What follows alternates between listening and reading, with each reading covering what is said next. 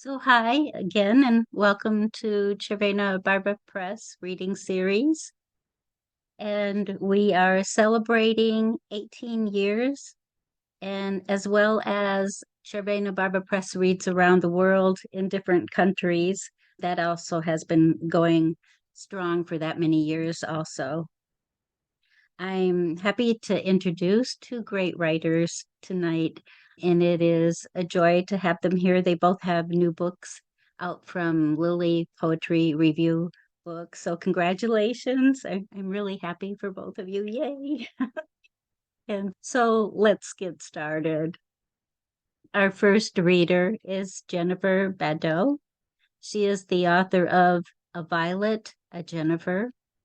Her poems and reviews have appeared in the Boston Globe, the Boston Phoenix Literary Supplement, Studia Mystica, and the Lily Poetry Review.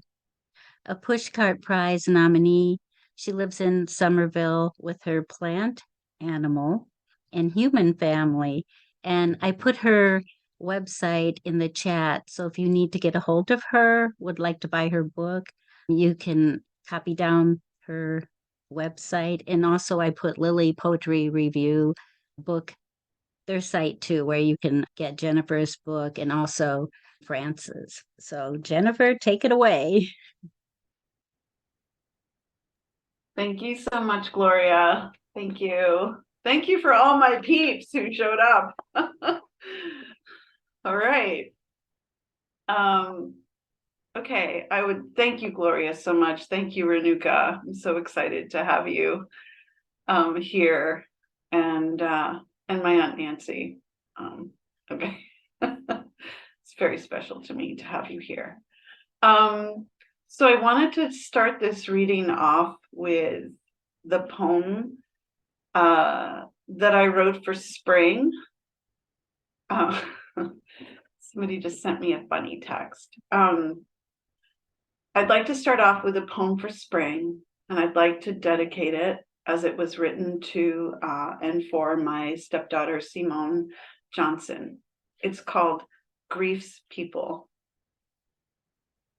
At the spring equinox, my grief spun the sun's light into small people.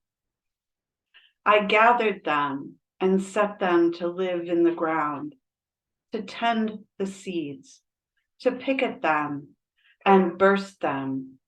They were grim in their work, though their tiny axes gleamed.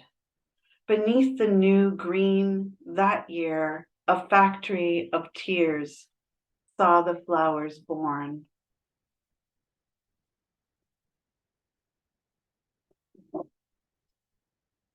So I'm just reading some poems from my book.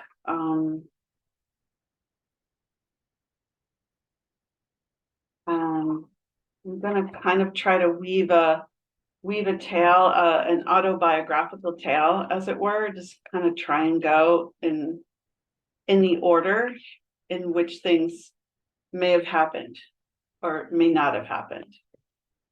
Floor plan. I was born in a one-story house with a moss-covered walk. 2 dogs flanked the kitchen. Snakes and snails swirled in the garden. Now I'm grown. The floor plan here is simple. Entry with octagon-shaped windows for watching rain. Then down the long hallway, a tomb. Past it, a door for anyone that leaves.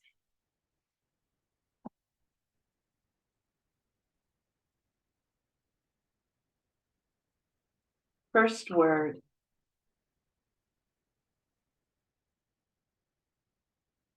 Even your wound is a mask over the older, original wound, and under the jewel's jaws.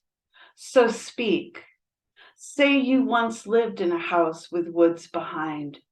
You weren't the first to trod the path that wound beside the pond with your trickle bubble heart. Your ancestors behind you, pain and music behind you, a woman humming you into being, stain of your fathers inside you, so speak.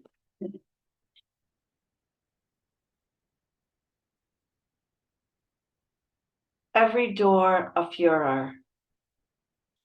The blue house speaks, and the dawn speaks.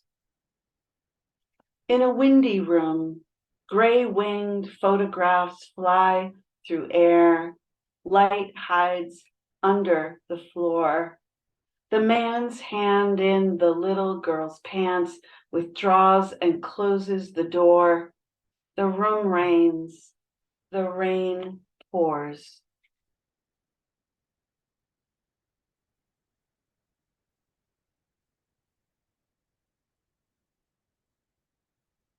A girl goes forth. I spring from a wound in a gush of babies after World War II. I hardly know the Cold War. Behind the wall, I make mud a blue-eyed girl in a story. Schooled that my country is the mightiest in the world. I am petrified of men and murder. I slip into the glory of pine and birch, filaments and frogs, a pond in winter that magics into ice. My eyes unblued become sears. I listen for the dead. They come in the mist and they come in the thunder. I am a wild knower. I am a flower.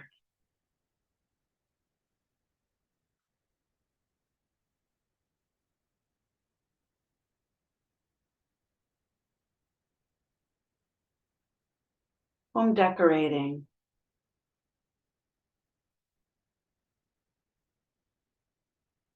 I seek salvation in the home decorating magazines my mother collects. These perfect rooms with no one in them. I want their neutrals, their spacious arrays, and brass sconces, excuse me, splashing way showing light on chartreuse walls. I want to perch on a linen cushion and pen a sentence to my teachers. I'm not the dirty mouth you think me to be. I want my name to be Mary, want the teddy bear to close my vigilant eyes into the ballerina jewelry box. Excuse me. I want the wardrobe mirror to love me all night long. So a lot of this book is, it's really about finding a voice and removing the barriers to voice. And like most of it, you know, I think, sorry, I'm just trying to gather my thoughts here. It's really about many of us who were born at a certain time as women in this culture. You know, we were brought up to be really nice and to not make waves and to not, you know, we wanted to be even keeled. And so a lot of this book is really about finding voice and just being okay with, yeah, speaking from a place that is genuine inside of me. So this next poem is called Mouth Guard.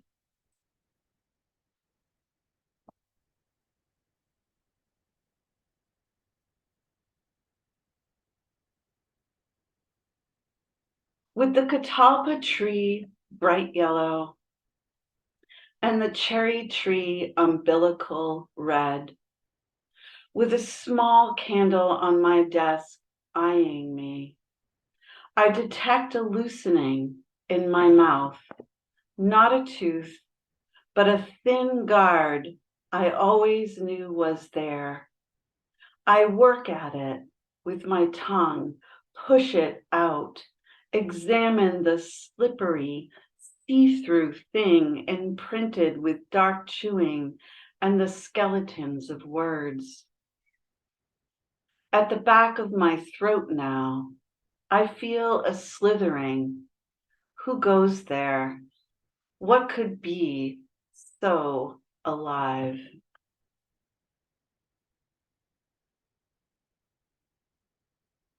And of course, this silencing is generational, cultural. So this next poem is called Generation. My mother shut me up with face slaps.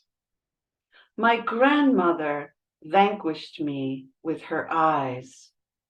Hundreds of times, always in the kitchen, where my vagina grew a mouth and said, "This is a farce," instead of "This is good." As I failed hard to please them, I waited for them to go so that I could finally speak. As if the dead wouldn't hear me, as if the dead's vaginas wouldn't grow ears and listen inside me, grow tongues and seethe and whisper inside me.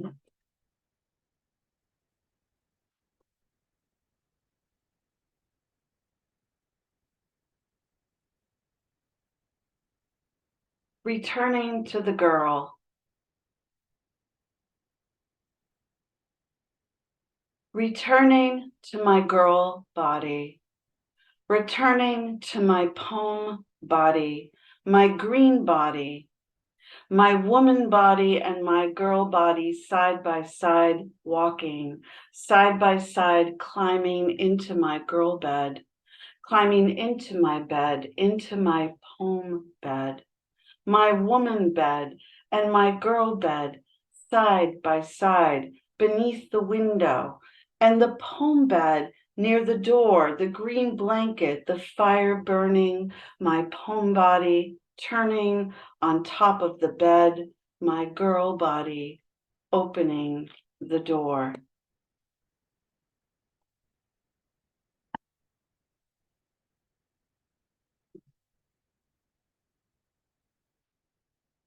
So I'm going to read this poem. It's called Notes on Hymen.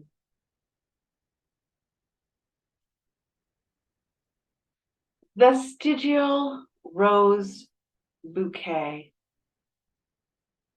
Magma of trauma. Do you remember how they entered? First the door, then how they opened me and closed me, opened me, closed me, and closed me. Maybe you're in California, or maybe on the Death Star.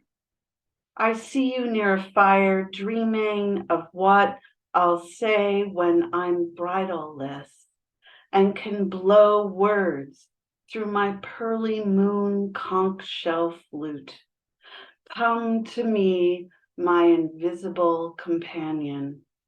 I'm so lonely.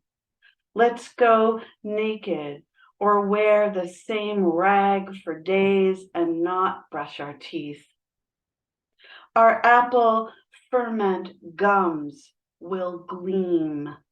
Tonight, though it's morning now, we'll run down Cherry Street toward rage. We'll grind the air, throw your green blanket over us, leave our tongues exposed. I think I'm going to leave it there. Thank you. So good to see everybody. Yay. Yay, Hi, thank Zed. you. Yo, That was JB. wonderful, Jennifer. And Jennifer, could you hold up your book? Oh yeah, here it is. Here's my book. There we go. Thank you. So if you're interested, um, her it is jenniferbadot.com or Lily Poetry Review Books dot I forgot dot blog. There we go. Yeah.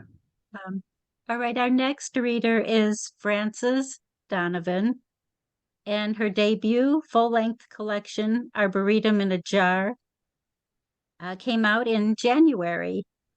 Her chapbook, Mad Quick Hand of the Seashore, was a finalist for the Lambda Literary Awards.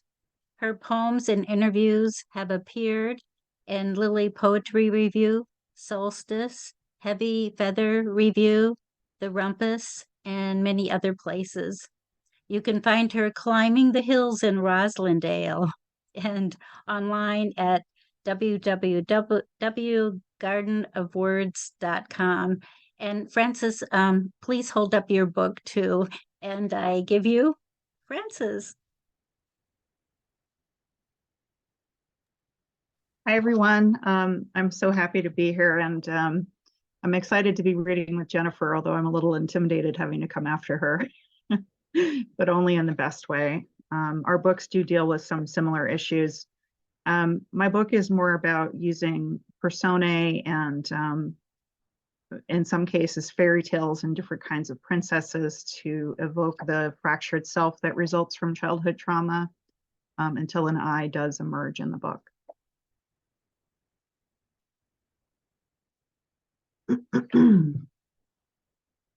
Rapunzel free of the tower, and the whole wilderness waiting.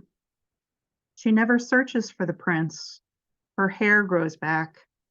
She buzzes it again and again, the salty prickle of a freshly shorn scalp. Here's what she finds: 3 bats floating in the gloaming, insect bites, grocery cart dripping with weeds, 3 bright red berries against black branches in a crust of snow. A burning marsh, an island full of bird shit, an island full of flamboyant, a grassy bank by Route 9, where she teaches herself the tarot. Sunlight rolling down a green slope to the Hudson, 2 toads croaking in the palm of her hand, lentils and rice with carrot sticks, a church full of pagans and atheists, Harvard yards, frozen mud in January, it's in different trees, 3 cones from the hemlock tree, dirty and precious in her pocket, a feral cat who hides in her closet, a 3-decker in February, cold radiating from the wall into her bedclothes, glow of the computer screen late in the night. What is she seeking? Always seeking.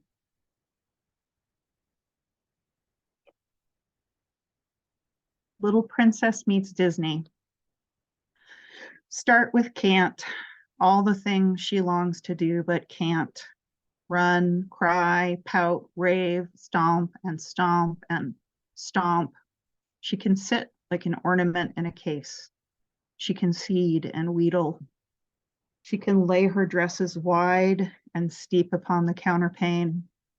She can suffer, pine and moan and rain. She can't complain. Little Princess doesn't know pink and fluffy dresses, makes do with scraps of cloth she wraps about her off-brand Barbie dolls. Feel this one. It feels like satin, doesn't it? Is this what satin feels like? At Halloween, she trails a whole bedsheet from the top of her princess mask, lips bubblegum pink, eyelids sky blue, eye holes too small to see, breath heavy, dizzy in the plastic mask. One strange and sticky chicken her companion, or a fox, or a cat, or a raccoon, singing her saccharine into the mild autumn air, the requisite scrubbing and whistling. Hips still, feet in dainty slippers, to sit in the tower, to gaze as through a mirror darkly, to prick her finger on the waiting needle, the forgotten godmother, the plump rumps of the good fairies granting her, sit quiet, be sweet. From the tip of her ivory finger, squeeze one drop of brilliant red. She'd be safe but for the dragon, the poison apple, the beast, the clock striking, the abandoned slipper, the prince with his braided shoulder standing empty-handed.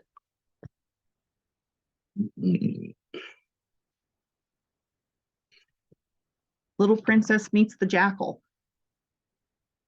Safe and shiny shopping mall, a counter full of chocolates, Le Croissant with its flaky pastries, stores full of sweaters she can't afford. Every 5 minutes, the fountain spouts a tall plume of water, splices the chrome-tipped balconies. She follows it up. There's a skylight. There's a secret hallway with a single store selling turnips and nasturtiums. The jackal's there with his friends. They corner her. The jackal sniffs and sniffs her, throws her over his shoulder. The cashier rings her up. The jackal drags her home to boil and smash.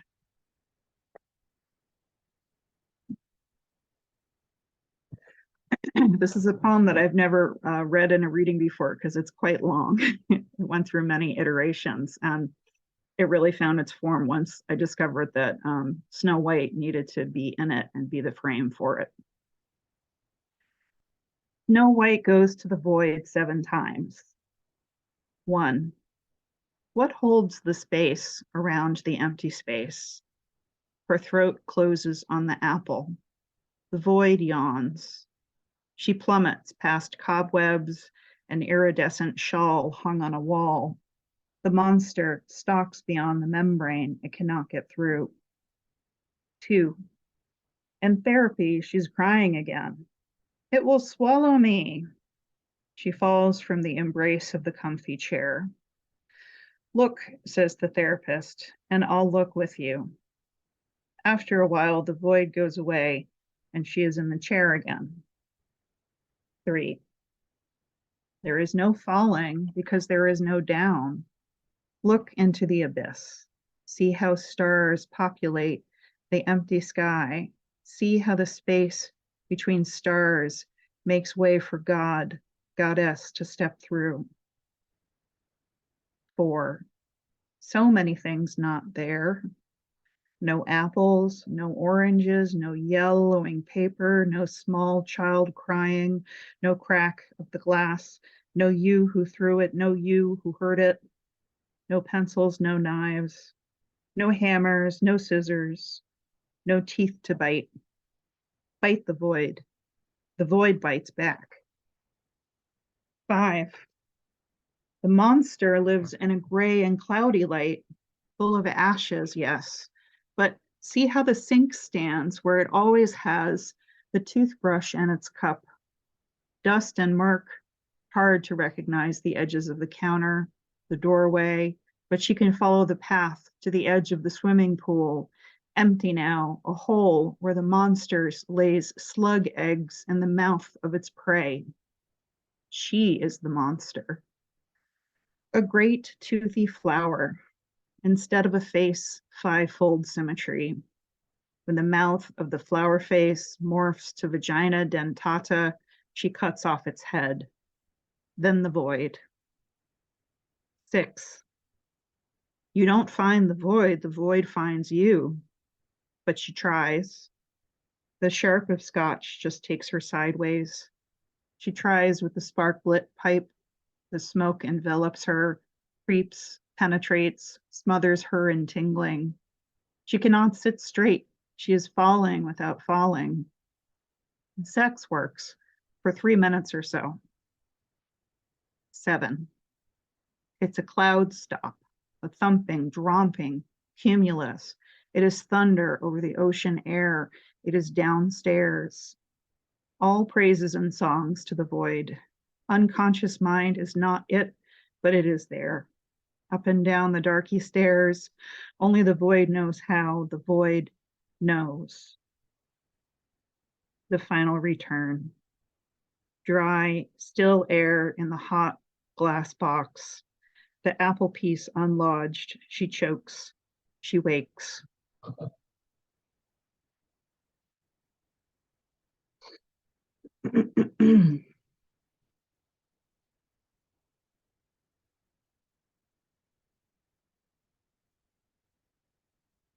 A copy of Szymborska's collected poems abandoned on a table. No clocks in the methadone clinic, prison, rehab, just shuffling. Meal times with plastic forks, no knives, smoke breaks, group time, etc. We line up and shuffle. Szymborska stands on the balcony in a pencil skirt, looking out over the row houses. Maybe all this is happening in some lab, she asks. Nurses joke about the methadone. They dole it out. They call it cocktails. In the med room, they stumble, cackle, aping its effects. I growl, my face hard. This shit makes you a zombie and then it kills you. They get real serious, apologize. No clocks, just shuffling. The table's always sticky. Time for crafts, says the nurse. Keys jangling. We line up and shuffle. The real world doesn't take flight the way dreams do, says Szymborska. She points me out. I am full and loud with dignity.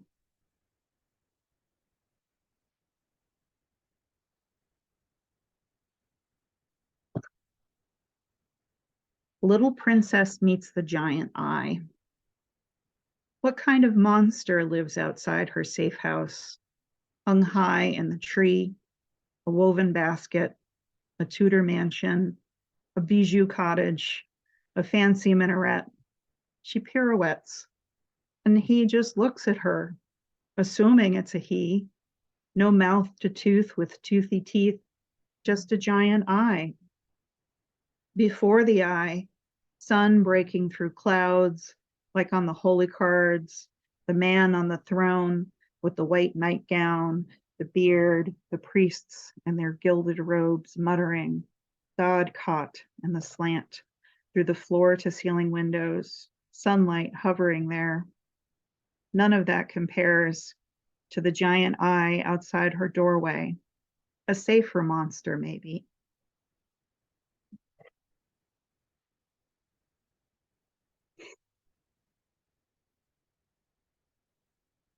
Nocturne, Roslindale. Night caught in a naked tree, I'm fraught. Whose lungs breathe the branch? The branch will not break. The two-trunked tree has one root, rotted apples dropped. Now, ground frozen, dim memory of flowers. The bees asleep in their boxed hive, the honey all slowed in winter's slumber. Evenings, our bodies make two troughs in the bed. I'm unmade by you.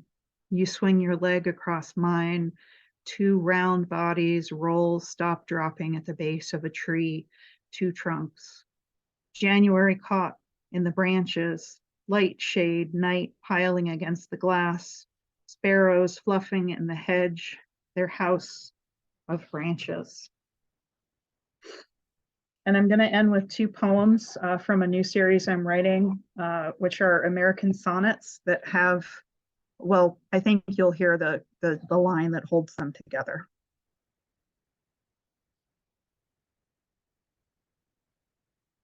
Mom says we learned to cook for survival. She excelled at raw foods.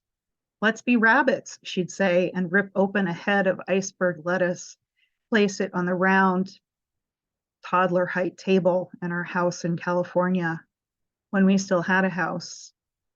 She ran a daycare, taught piano, sold Tupperware. My father drank the rest. I was always confused about which toys were mine. My favorite one, a clear half globe on wheels with a long handle. When I pushed it, little balls went pop, pop, pop.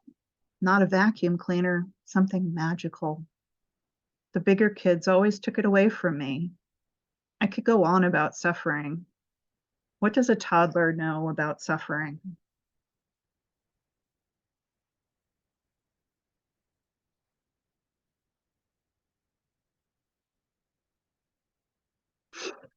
Mom let us run wild while she worked overtime. I took the city bus to high school, walked home through parking lots, and always I worked late nights at the Palace Theater, flirted with a photographer from New York City, flirted with a violist who offered to fuck me in a closet. At 15, what did I know about men? I smoked Camel cigarettes at our apartment window, drank wine coolers at drama club parties. I wore a bandana in my hair, long skirts, and a hoodie. I could go on about suffering. In college, I learned the spark, the burn of the bowl, how to cut a slice from a window screen to keep the burning seeds inside the pipe. Knew the buzz, the tingling, the cough. I dropped acid and became one with the earth's big body, stared at my own eyes in the mirror, irises pulsing open, then closed like lungs. Thank you, everyone, for listening. It was great. Thank you so much, Frances. That was wonderful. Can we give them both a round of applause again?